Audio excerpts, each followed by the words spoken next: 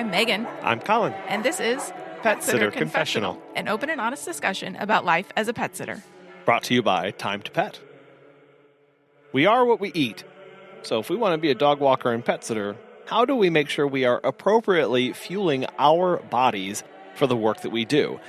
Whether you realize it or not, you're actually doing an extremely athletic and strenuous activity day in and day out. So how do we make sure that our bodies are getting what they need so that we can be doing the work that people are paying us to do and that we are so passionate about? To answer these questions, we're super excited to have Alex D'Elia, owner of Olox Nutrition, to talk about what it means to fuel your body correctly and have balance in your life. A note about the audio in this, there was a cable loose while I was recording, so there is a slight hiss on my side, but it's not very noticeable and it goes away after a little bit. So let's get started. Sure. Thank you so much for having me. Like you said, I am a nutritionist. So specifically, I'm an integrative and functional dietitian. And my big focus, and like you said, balance is a big focus because my specialty is really mental health and gut health. And it's interesting because, you know, we all specialize in all these things, but nutrition on a whole tends, if you're feeding yourself well, right, it's going to be good for your body. It's going to be good for your brain. It's going to be good for your gut. So all these things, it's I think a very whole person approach in my practice. Well, and I feel like that's a very different way of approaching nutrition than it was even whenever I grew up, right? It was pretty much just like food pyramid, get some of these and you're good to go, right? Don't get me started on the food pyramid. I just can't. But yeah, even when I was younger, I think I was in Weight Watchers by, I don't know, like 16. You know, there was Jenny Craig, the Miracle Diet, Slim Fast. There were all these things that were just, the whole focus of nutrition was lose weight, be smaller, lose weight, restrict. And it's just, the landscape has changed dramatically. And thank God. Well, yeah, there are a lot of toxic aspects to that, of pressures on ourselves that we place on ourselves, that society places on ourselves, of what quote unquote healthy is. Right. Without taking into a lot of underlying health factors or what we do in a day or really what our goals are. Exactly. When it comes to those diets, you know, a lot of times people find themselves eating a certain way or doing certain things. How does eating poorly impact us? So in every single possible way. So eating poorly, right, is going to be defined pretty differently for most people, right? Because we're all different. We have bioindividuality. We need different things. But when I think of eating poorly, I think high ultra processed foods, low fruits and vegetables, low hydration, eating one meal a day and not like generally feeling very energized. So what you see from these habits is you see plummeting energy. You see people who have insomnia. You have intense cravings for, sugar or just processed carbohydrates, brain fog, upticks in anxiety and depression, bowel issues. We have a lot of IBS. And that is in part related to how we eat in the population, vitamin and mineral deficiencies, hormone dysregulation. So it can affect almost everything, poor nutrition, in the same way that good nutrition or balanced nutrition is going to positively impact all of those aspects of life. Well, and especially, I hear you talking about all of these aspects. Again, we're talking more like holistic approach here. Mm-hmm. For busy and active people. Oh, right. Like that's what, and as dog walkers and pet sitters, we are busy and active people. Right. So now all of a sudden, a lot of these things get more compounded with one another.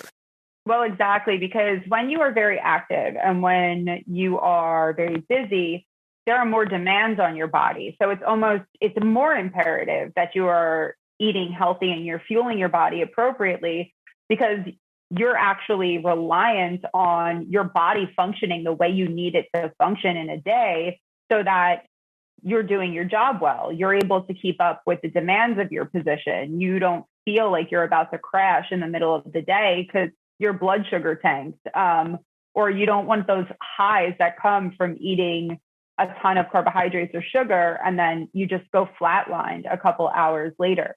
And people who are busier, who take on more stressful situations, they tend to need more nutrition because your body burns through the calories, it burns through the vitamins, it burns through the minerals more quickly. So it needs more replenishment. So for sure, for dog walkers, pet sitters, and any type of very active career path, I think that nutrition is foundational for daily functioning.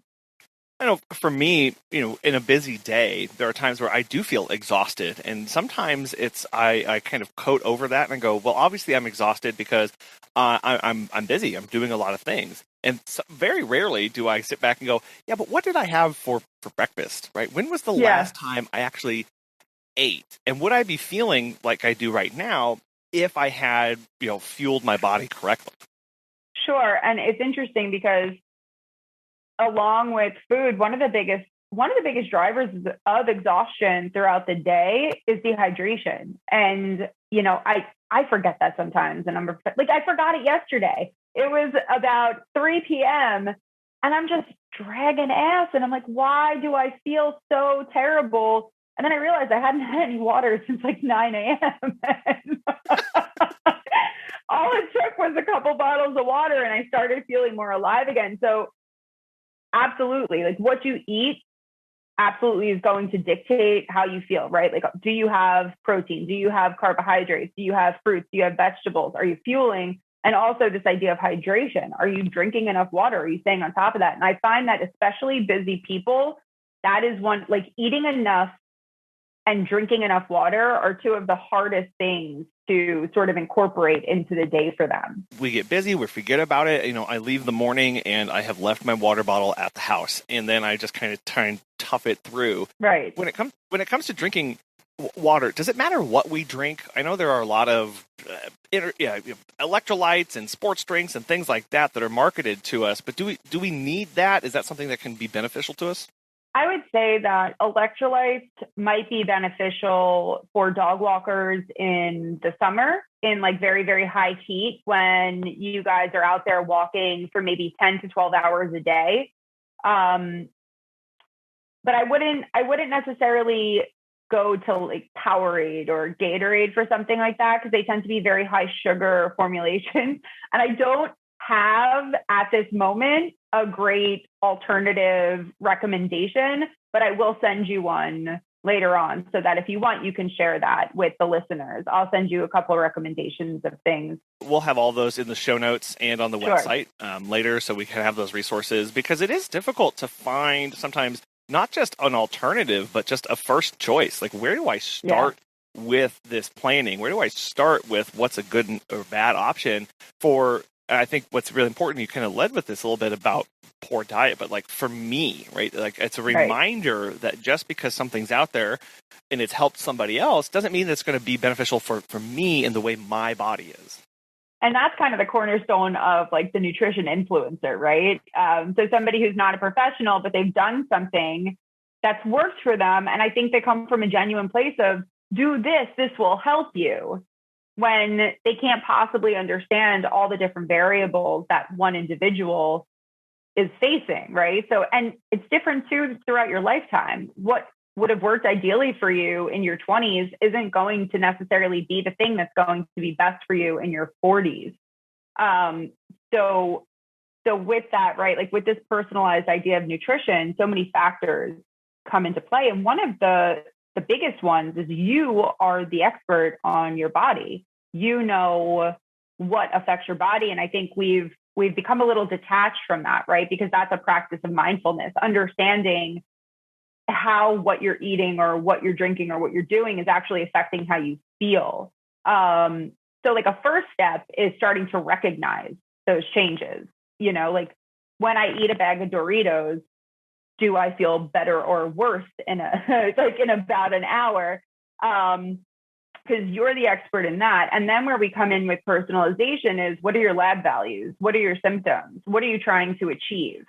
And that's where other different therapeutic diets may come into play, because you'll see like people love the keto and then there's people who are just like aggressively against it. And in the middle, there is a very therapeutic use for ketogenic diets. And for some people, it will be helpful, even if it's not permanent.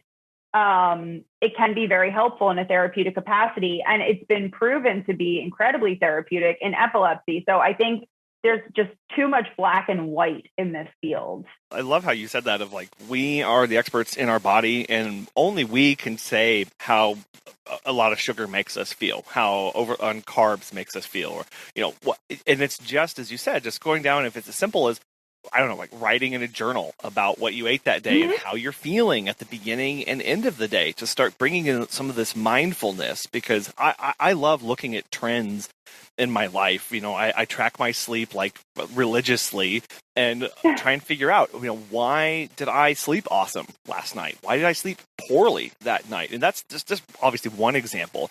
But when you start doing some of these things, you can really go, wow, on Tuesdays, my favorite thing is to go, wow, on Tuesdays, I sleep awful. Why is that? Well, it turns out on Mondays are my really, really busy days, and I don't eat well, right? And then all of a sudden it's like, okay, so how do I change Mondays? But we only get to that point if we start looking and paying attention.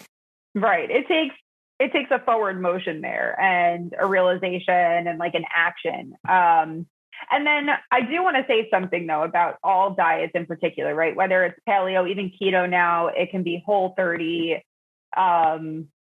South Beach, all of these trendy things. You're starting to see that at the cornerstone of all of them is a ton of vegetables, and save the ketogenic diet, a fair amount of fruit. So it's a very, very high produce base. So if we're thinking about, like, if an individual is thinking, all right, what do I do? I'm not ready to go full hog. I don't know how I want to commit, but I want to feel better, right? Like, I just want to start feeling better. I think fruits and vegetables are always a great place to start, gauging how much you're taking in and then trying to reach, say, a minimum of 5 to 6 servings of vegetables a day and a couple servings of fruit a day. And I think that that's like a very easy sort of foundational step, no matter what direction you kind of want to go in with your diet. That starts with just recognizing, again, going like, how many, when was the last time I had some squash, right? Like, yeah. And it's literally at the end of the day, just taking stock sometimes. Like, did I eat a vegetable today? How many did I have? And how many do I have to stuff in my face now? Like, what do I have to do now to hit those gaps? So again, it's this practice of mindfulness, and I think that that's with any change. With any change that we're going to make, the first step is acknowledging that something does need to happen and then setting a plan. I'm also really not big in my program. We're moving forward quickly with a lot of change, right? Because you have me. So it's a lot different than what I would say to somebody who just wants to start making changes. We have all these ideas in our head about how we want to feel, what we want to do. And, anytime we need to make a change, whether it's in our sleep, whether it's in our food, whether it's in, our communication with other people, it all starts with that acknowledgement, that like mindful acknowledgement in the beginning. Yeah. I think part of that too is also recognizing food as medicine, right? And recognizing, yes. you touched on that when you're talking about some diets, about like there were some therapeutic aspects to this. Mm-hmm. And I know that was a mind shift change for Megan and I, 5 years ago now, really, when we were getting ready to have kids, where it was like, oh my gosh, like this is a whole different way of thinking about what I'm putting into my body and not viewing all things as equal, going, okay, there are better things for me to eat, and It's actually going to prevent things. And so how do where does that idea come from? Food is medicine. And what does it mean to actually start applying that in our days? So I don't know where it originally came from, but I do know that it is kind of a cornerstone in integrative and functional nutrition and medicine. So food as medicine is an interesting concept, right? Because there are still a lot of conventional practitioners who don't view it as such, right? Diet can take you so far, very heavy still on like the allopathic medication driven sort of thought process. But we're starting to see through research, and I mean, for years and years, people have seen in practice that changing the way we eat can fundamentally change the way we live and how we live. And I think that it is very undersold in society at large. Like, I think the government undersells it, the food industry undersells it, because it doesn't benefit the food industry right now to say like eating differently than what we're hawking at you is going to change your life dramatically. But we know, and I know personally from this, like I have bipolar, and I'm largely regulated through food, supplementation, and lifestyle. And I don't take medication for it. And that's not to say medication is good or bad in this scenario, because if I had to take medication, all of these things that I do would just help the medication work better. So I think that when we talk about food as medicine, it's about living your idealized life, like living every day really well, feeling great, as opposed to just functioning and getting by. Yeah, and recognizing that not all calories are made the same because there's other things attached to them, right? There's a full nutrition label there for a reason. It's filled with stuff. And I need to know what this stuff is doing to me and how it makes me feel at the end of the day. Yeah, that's a big thing, right? Like you were talking about what has changed over time. And I think it's this drive away from calories being the main thing that we look to, because you can eat, say you're on a diet, right? And it calls for 1,500 calories. For some reason, you can eat 1,500 calories of donuts or cookies or bread, or you could eat 1,500 calories of really great proteins, really great carbohydrates, lots of vegetables, lots of fresh foods, seeds, nuts, all these things. And you're going to have two very different pictures of health. You might both of those dynamics may create weight loss, but one is building health and one is driving inflammation and gut issues and disease. And it doesn't, and like, I think that shift away from calories has also driven the shift away from, weight is the biggest predictor of health.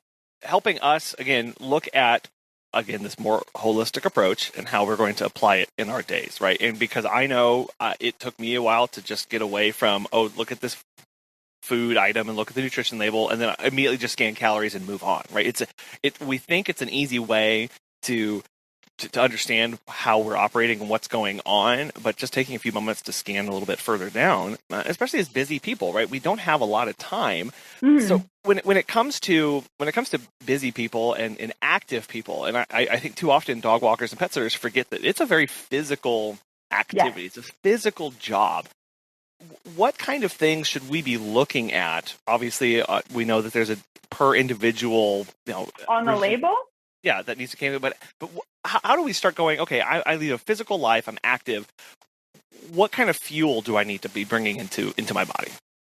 So honestly, it would be, so if we're talking about labels, if we're talking about food labels real quick, what I would say is you want to take a look at your fiber and your protein, right? You want to make sure that there's a balance through your macronutrients and that you're getting at least 3 grams of fiber if it's appropriate, right? Like you're not going to get that on the label of like a steak because that's going to be protein and fat. But when we talk about packaged goods, sometimes what I try to compare is, you got ultra processed and problematic, and then we have better for you processed, right? Like better for you brands and things that are more helpful.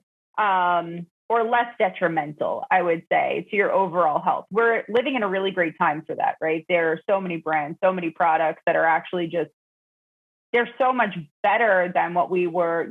There are alternatives to Hellmann's, which has a bunch of different like chemical names that I can't, recall right now or really even like pronounce correctly. But we have whole food alternatives where you can get a mayo that has, it's vinegar, it's eggs, it's citric acid, it's stuff that we know.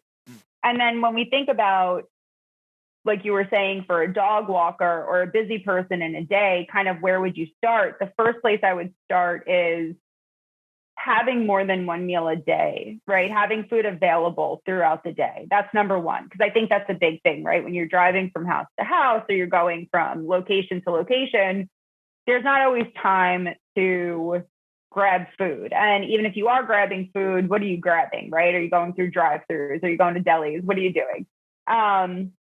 So packing your own food and having like a refrigerated bag or something in your vehicle with you that's portable and can hold fresh food would be a number one.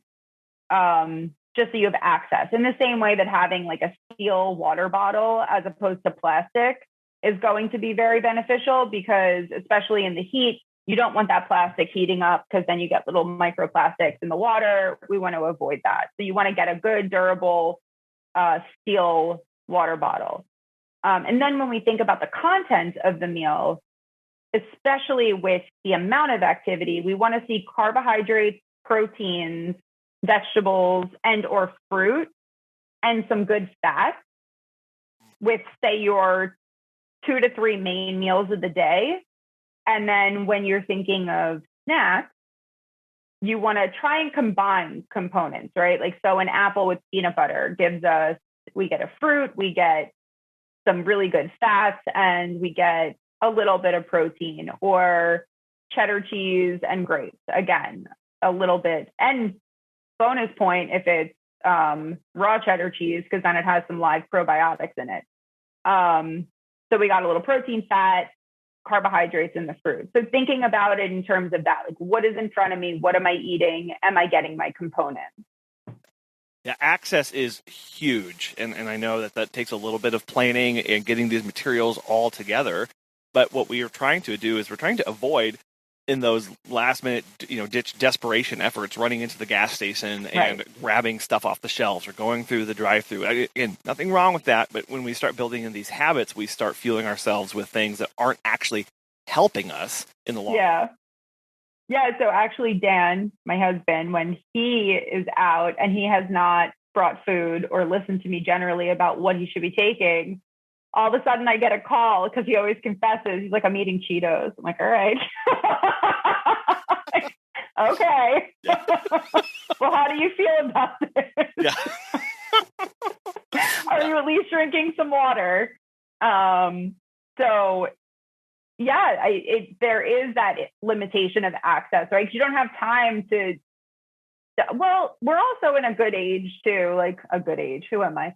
We're in a good time period too, where all of these, like we were talking about, the processed foods have just become healthier and we have healthier options. There's also better fast food places like Wendy's. You can kind of finagle a good lunch out of that. Like you can get a salad with grilled chicken, and has walnuts, and you could also get a baked potato there, right? So we just got a big bowl of vegetables, proteins, and a baked potato. So we got a good carb for a decent price and very quickly. So there are ways of navigating fast food as well. And it just looks a little different than maybe what most people are used to when they go into those places. Have you heard of Time to Pet? Dan from NYC Pooch has this to say. Time to Pet has been a total game changer for us. It's helped us streamline many aspects of our operation, from scheduling and communication to billing and customer management.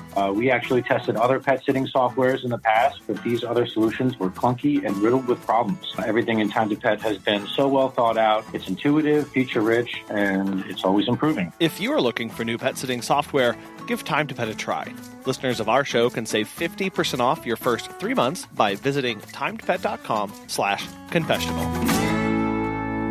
When you were talking about how to kind of plan out things to look for in that day, you mentioned things, carbs, proteins, veggies, fruits, and some good fats. And 2 words popped out to me that I know kind of get a bad rap in the world are carbs and fats. So, so talk a little bit more about those and how do we know good versus bad and how they help us?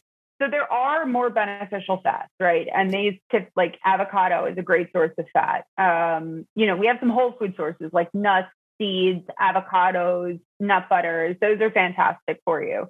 And then some of the good oils are coconut oil, avocado oil, olive oil, extra virgin olive oil. And I think everybody knows about extra virgin olive oil at this point. Yeah. And these are all very beneficial to satiety. They help keep us full. what's interesting is fats are incredibly healthy for you. And the more research we see, the more we know about this. It's just, I think all fats kind of get lumped in with the saturated fat, the trans fat, and then you have monounsaturated, polyunsaturated, which are considered your good fats. And it becomes this whole swirly mess of information that can be difficult to parse out. But again, if we rely on bioindividuality and how it makes people feel, then there are certain things that we do know. One, we know that eating cholesterol doesn't necessarily raise cholesterol levels. That's actually a little bit more tied to processed carbohydrates. Same thing with your triglycerides and saturated fats from eating very fatty meat on a very consistent basis. Now, I also really think meat is important because it's helpful for the brain. So I can understand how the information can be confusing, right? But if we focus in on these whole food, good oil sources, then getting fats can be incredibly beneficial to health. And then carbohydrates are like the biggest thing that people bring up constantly, right? Yeah. So with carbs, it's really interesting because they've been villainized. And I'll often hear people say, like, I'm not eating carbohydrates. I'm just eating, like sweet potato and brown rice. Now, I understand why they don't think that those would be considered carbs in the way that we view them. But this is what's happened is that really, really good carbohydrates aren't being recognized in that category. And the entire category is being missiled by like cookies, donuts, chips, pancakes, muffins. And that's all people think about when they think of carbohydrates, when carbohydrates are actually our body's preferred fuel source. Our brain loves carbs. It thrives on carbs. Our gut thrives on carbohydrates. Fiber feeds our good gut bacteria. So it really, really comes down to the type of carbohydrate. And that's where we want to see a lot of really whole food sources like beans, legumes, unless you've got issues, right? Like unless you can't digest them properly, and that's a whole different thing. Bean pastas, whole grains, potatoes, sweet potatoes, fruits, vegetables are carbohydrates. Then they're non-starchy and starchy. So I think that, and we're starting to see the Vagal lift on that. But yeah, like carbs are exceptional for you. Good fats are exceptional for you. And no single food group is going to necessarily make you more or less healthy. It's about how everything kind of flows in your day together. Yeah, bringing back in that balance of not just like, it's kind of doing an assessment of like, what's my activity? And then am I fueling that activity appropriately? And we can overfuel, we can underfuel, and we can end up hurting on the back end, especially not just in the short term, but also long-term impacts over our life.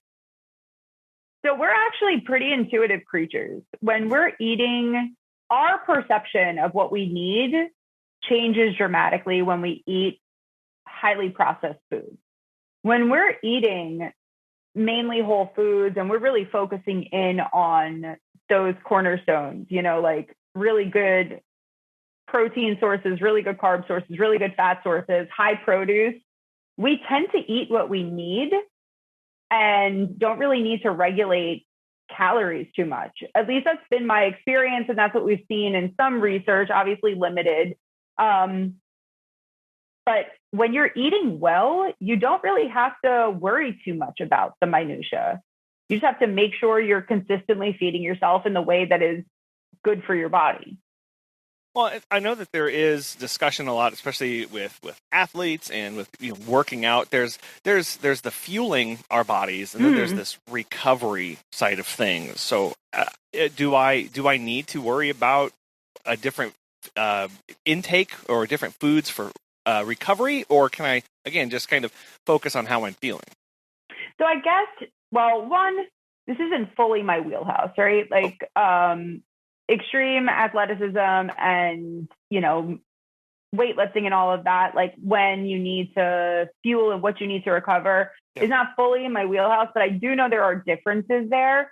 For the average person, like even if you're working out very intensely, like it all kind of is about the same, right? Like we need the carbs, we need the protein, we need the balance, sometimes we need electrolytes, sometimes we need more carbohydrates if we're more active.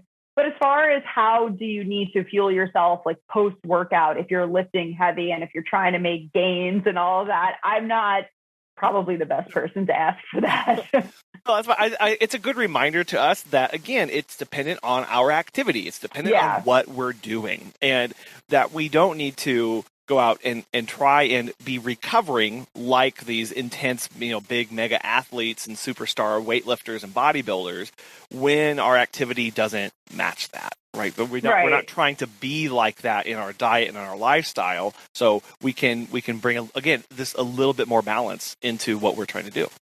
And I think also you want to take into account like what your goals are, right? Like the personalization thing really pops up constantly. Sure. What do you want to do? How do you want to feel? What do you want your body to look like? And it's all valid. It doesn't matter what the answer is. And then you reach out to a specialist who could help you, but then you start looking in the more specific ways that you can manipulate your body mass, basically, because that's what that becomes when you're going for very specific goals that way.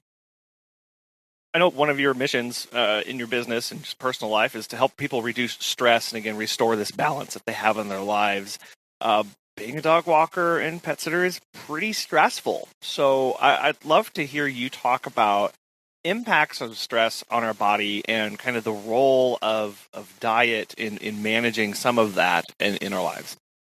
So yeah, everything can be stressful, right? Just physical stress, just doing a heavy workout, which has a net positive, causes physical stress. And that's kind of, I think, an idea of recovery there that we can touch on.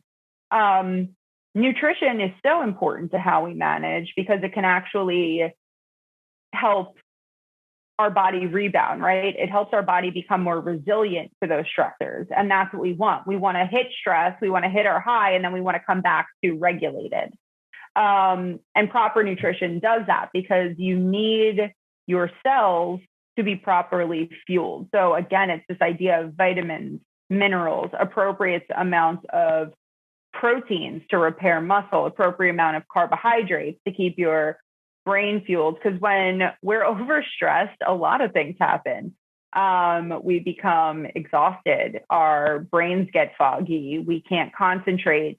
We feel depleted at the end of the day, right? So you get off of work and you may have wanted to do all of these things, but if you're in a constant state of stress, all you can manage is maybe popping something in the microwave and then just sitting in front of the TV. And I think that's a cycle that most of us can relate to at some point in our lives. And you're kind of on this hamster wheel of exhaustion. You wake up, you go to work, you come home, you sit down, you watch TV because it's all you can handle. So what I've seen in my practice is that when we cut out a lot of the added chemicals, a lot of the added preservatives, the added sugar, the processed foods, and we start supplementing correctly, you start becoming more energized. You start having the bandwidth to maybe do little practices throughout the day that actually help with that stress reduction. So it's not nuts to think that in the middle of the day, in the middle of your very busy day, you take 5 minutes out to deep breathe. That's going to put you back into your parasympathetic nervous system, and it's going to help you then decompress. And now you're going to move into your next action with more resilience and calm. And it's about incorporating not just food, but the practices that are going to help you come down and help you get back to a baseline that allows you to make the good decision on the food, right? Or make a better choice in terms of how you're going to navigate your day or what things are going to look like.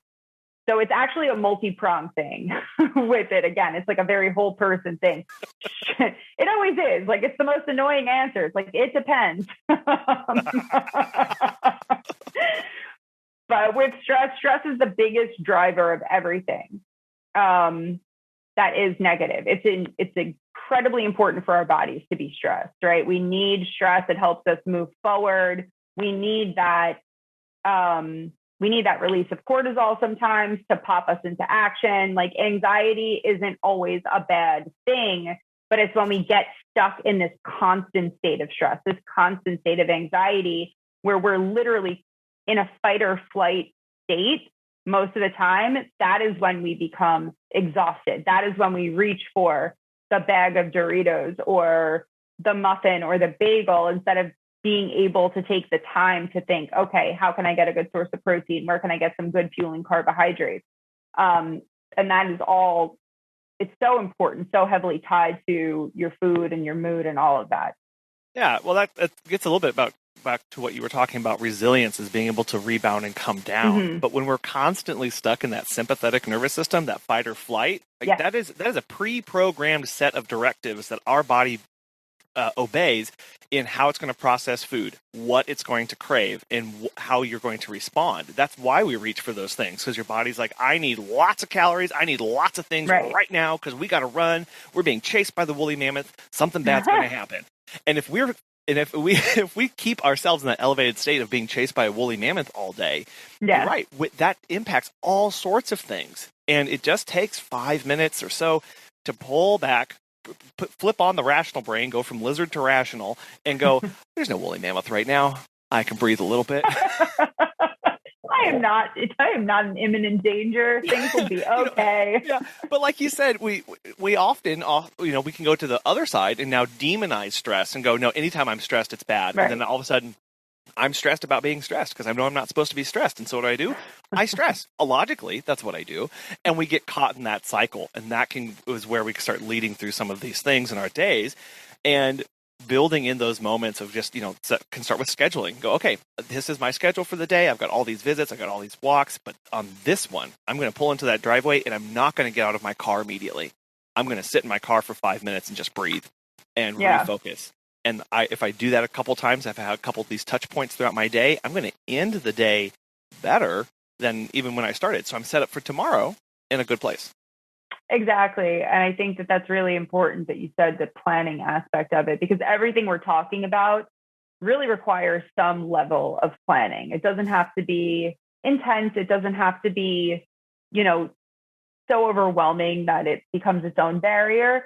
But there does have to be a measure of planning, right? Like you need to know what you're going to get at the grocery store. You need to have the available like canisters or like dishes or like a refrigerator bag. You need things and you need to know how to utilize them to make all of these things worthwhile, right? Like if you know that you have trouble sitting with yourself for 5 minutes, you need to know that there's an app and you need to have the app downloaded on your phone. Like it could be Insight Timer, it can be Headspace, you can use Calm.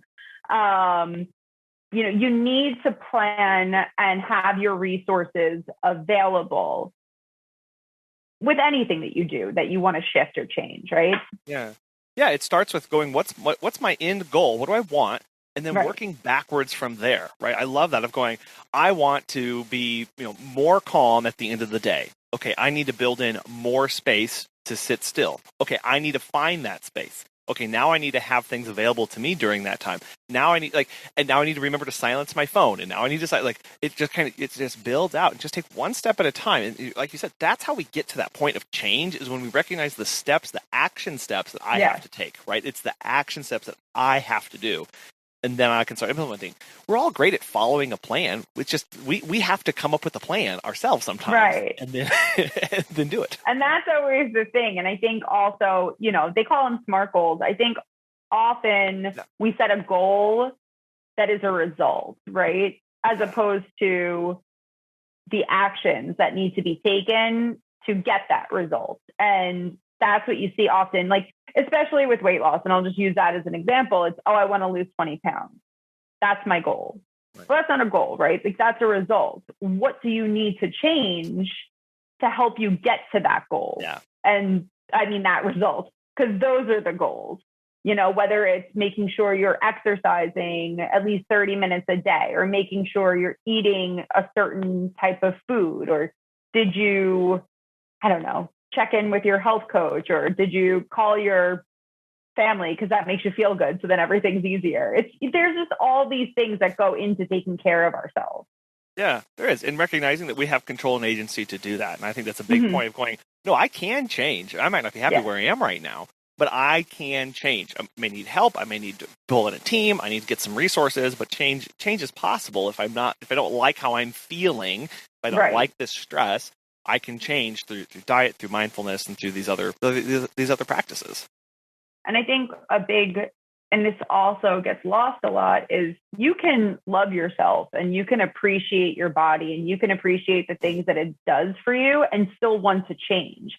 In fact, when you come from that place of love and acceptance for yourself, you have an easier time changing, because now you're not constantly railing against yourself and you're not looking at everything defensively or negatively. You're looking at everything positively. And that mindset shift, which is relatively new in this field, is so helpful with change. I know that for Megan and I, we kind of got exposed to that when we were having our first child. And we had some great, wonderful midwives that helped her and us recognize a lot of the thanking her body, and that it was capable and that it was able, and that we can do these things, and it was made to do this kind of thing. And when we start viewing ourselves and our body as thanking our body as an asset, as important to us, it really does start to go, okay, now that I've recognized my body and what it does, I'm more willing to change things, do additional things to help me get to where I want to go.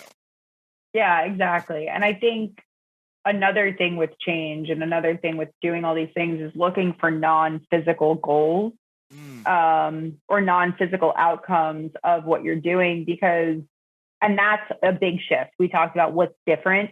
That's a huge shift, because maybe you do want to be a certain weight, but in the meantime, with the shifts that you're making, you can think clearer, you have more energy throughout the day, you sleep better, you feel stronger, you feel more capable. Those are very, very important milestones in change. And they often get overlooked when all we focus on is, weight or physical appearance, and those are harder. Physical appearance and weight is a much harder result to obtain when that's all you've set out to do. And that's just what I've experienced throughout my own personal lifetime. And with all of the hundreds of clients that I've seen over the past almost decade, if the only thing you're after is a physical change, just appearance or weight, it becomes very difficult, because it's very easy to say, oh, I'll start on Monday. Oh, I'll start tomorrow. Forget it. I messed up today. But when you're really chasing feeling optimally, when you really want to feel good, you want to feel capable in your own body, it becomes a lot easier to make those choices. It really does. And it's also, there's less pressure from you don't have to battle as much outside influence when we are focusing on internal feelings. Man, I slept great last night, and there's not an Instagram post that's going to make me feel different about that at all, because I feel that, right? I woke up feeling amazing. But I am impacted when I see the Instagram post of all those beautiful, happy people running around doing all their stuff. I am impacted. So we also, I feel as though for me, those wins come a lot easier when we start looking inwardly first.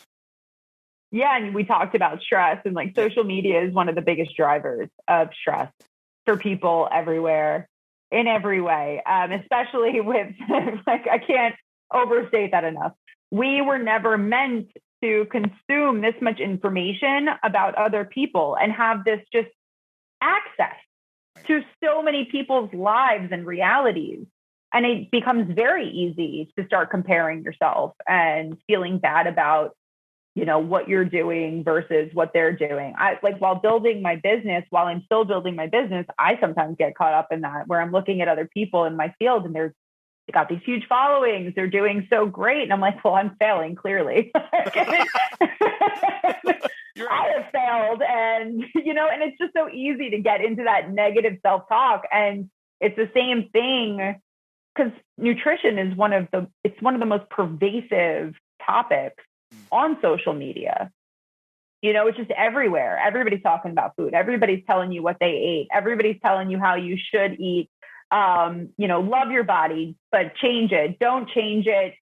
But also, you can't love it if it's not. There's so many conflicting, stop it.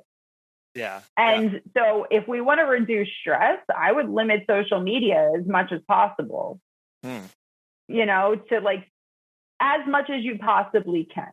Right. Reasonably. Right. Right. Because what would you still have, there's business aspects and things like that. But Yeah. I think that starts with positive aspects to it too. Yeah. Yeah. And I think that just starts with knowing my purpose for getting on whenever I flip on and going, okay, what's my goal? What's the result I want after having been on this? And then I jump off once I've met not just scroll endlessly.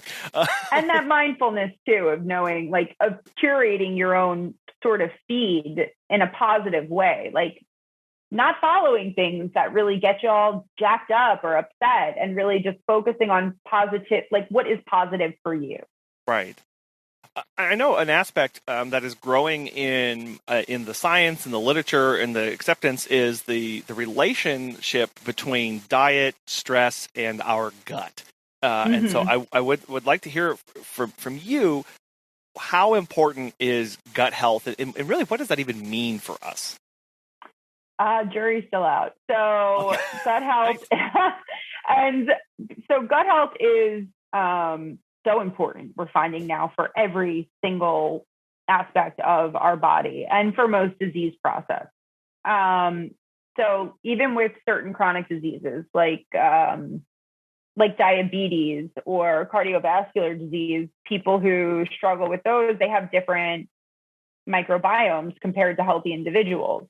So again, right, all that says is we know that in a disease state, your microbiome looks different.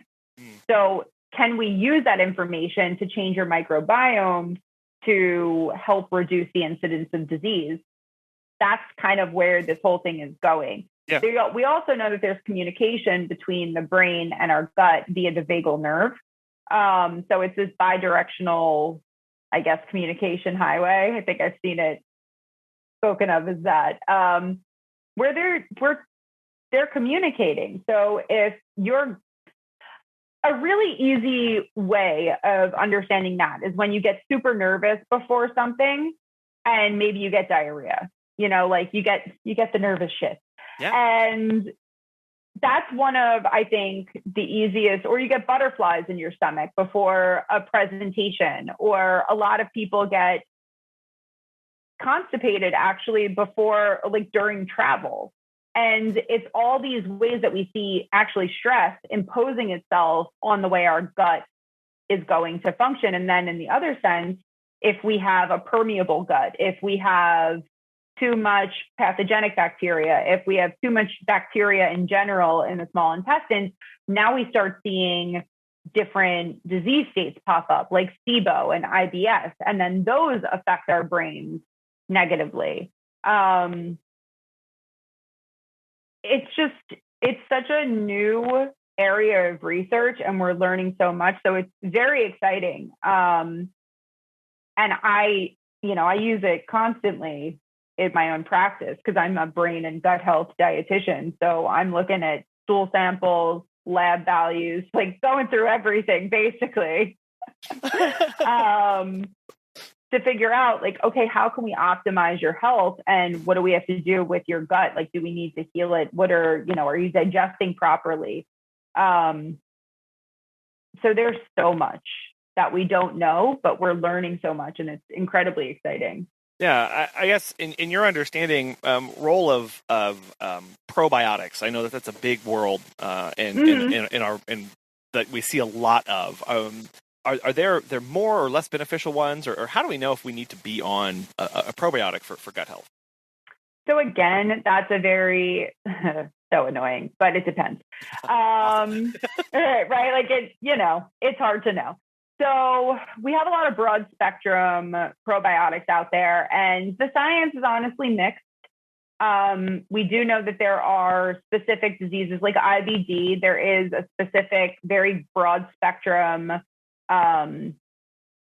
probiotic called VSL3, number 3, that has been positively indicated in inflammatory bowel disease. In the integrative and functional side, when you have SIBO, which is small intestinal bacterial overgrowth, that's something where you're going to want to potentially avoid broad spectrum conventional, and maybe you want to go to spore-based. And then say you have candida overgrowth in your body, or, thrush or something like that, you might want to do the yeast-based probiotic like Saccharomyces boulardii as opposed to broad spectrum, because it all depends on tolerance and is this helping.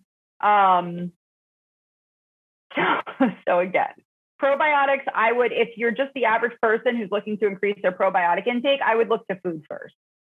I would go with fermented vegetables. You can do pickles, fermented cabbage, kimchi, sauerkraut, pickled foods.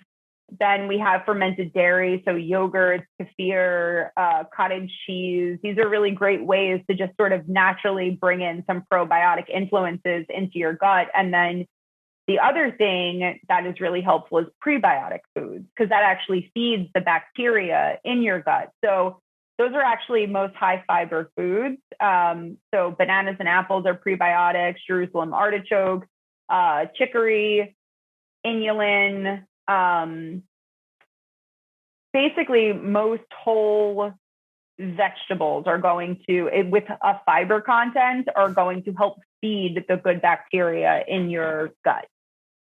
So I would start food first, unless there's a very specific condition that you're trying to treat. And then I would really lean on a professional who is aware of the different probiotic strains and aware of the different gut conditions and how the two can benefit. And that kind of links our discussion of food first and food as medicine. And whenever I start changing this whole thing, right, there are going to be impacts, and I may discover that there's an issue that I didn't even know there was, because it was masked by a bunch of inflammation or a bad food, improper balance of foods that I have before.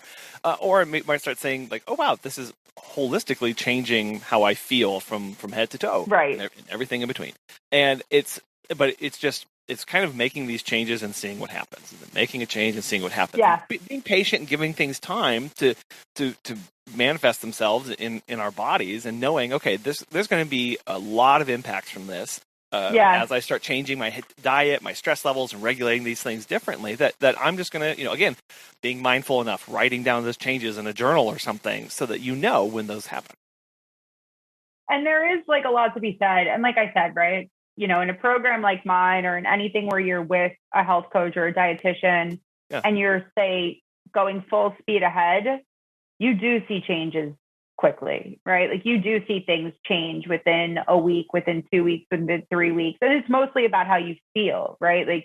Within the first week or two of making large shifts, you can have more energy, you can sleep better, you can do all these things. But again, like I said, with a professional, because it becomes very difficult not to fall into disordered eating, not to understand how to reincorporate food, not to know which foods to take out and what things you need to supplement. It becomes, but when you do have that relationship with a practitioner, you can make a lot of progress relatively quickly. And if you're not making progress quickly, the practitioner then knows, all right, what do we need to look at then, right?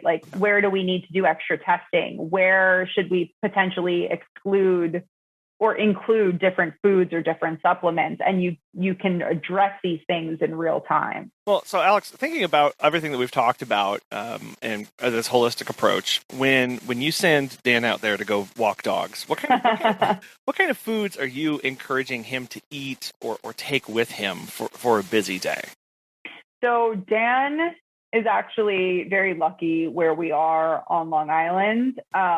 So we know the places to go for him to go get, say, a grilled chicken, salad, and some roasted potatoes. Or I typically I like him to go heavy with protein and vegetables, and then do moderate carbohydrates, just because of what his body needs. So I like to encourage him to get protein at every meal, because that helps your body metabolize carbohydrates slower and gives you more lasting energy. And honestly, you can do that at Chipotle. You can get some meat, you can get some beans, go easy on the rice if you're doing beans. Yeah. You can load it up with as many vegetables as you want, and just, depending on what your goals are, pick and choose the different things that you put on there. And I would say that unless it's a special occasion, try to avoid the fried chips, because that's going to drag you down a little in the middle of the day. But yeah, for him, it's really, did you get enough protein? Did you get enough vegetables? Why haven't you had any water since 6 a.m. this morning?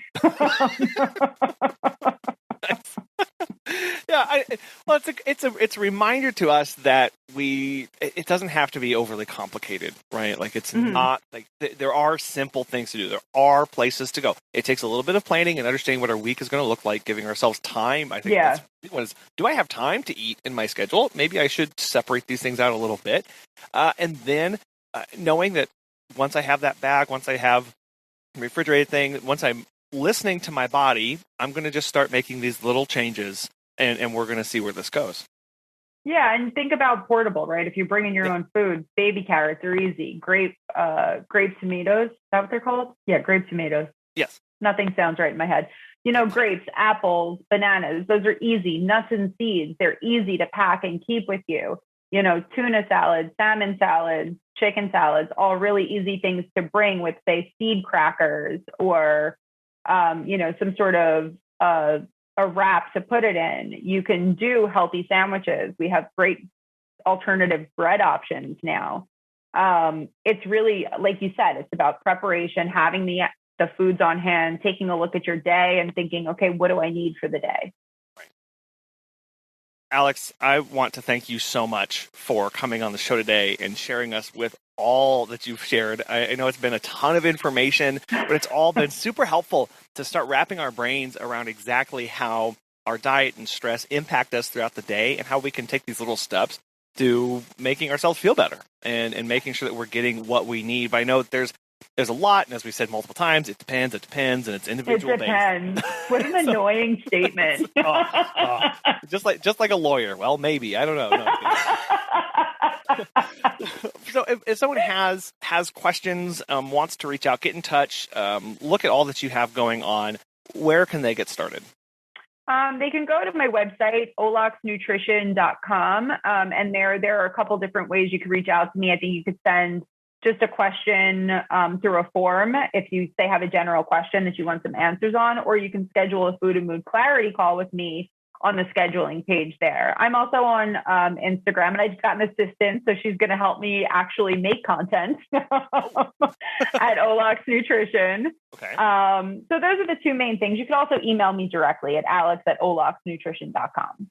Perfect. And I will have, again, links to all of those in the show notes and more resources that you send along about some of the things that we've talked about so that we can start fueling our bodies better and feeling better too. So, Alex, this has been a real joy and real pleasure. I want to thank you so much for your time today, and thank you for coming on. All right. Thank you so much for having me. Like Alex said so many times throughout the interview, it depends. It depends on your body. It depends on your genetics. It depends on your lifestyle. There are so many things that we have to take into account when we look at the food that we put into our bodies to make sure that we are fueling ourselves appropriately. Diet and nutrition is such a personalized aspect of our lives. It's really hard to have anybody or any one person tell us exactly what we should eat without looking at us and without us having input into how it's making us feel and how we need to be operating.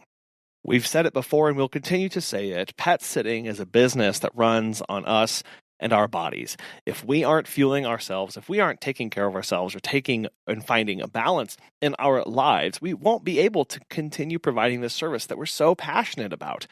So how do you fuel yourself?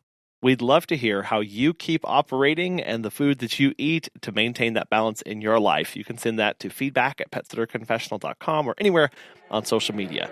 We really want to thank our sponsor today, Time to Pet, for making today's show possible. And we really want to thank you for listening. We're so thankful for you, and we hope you're able to take care of yourself and continue feeding yourself well. We'll be back again soon.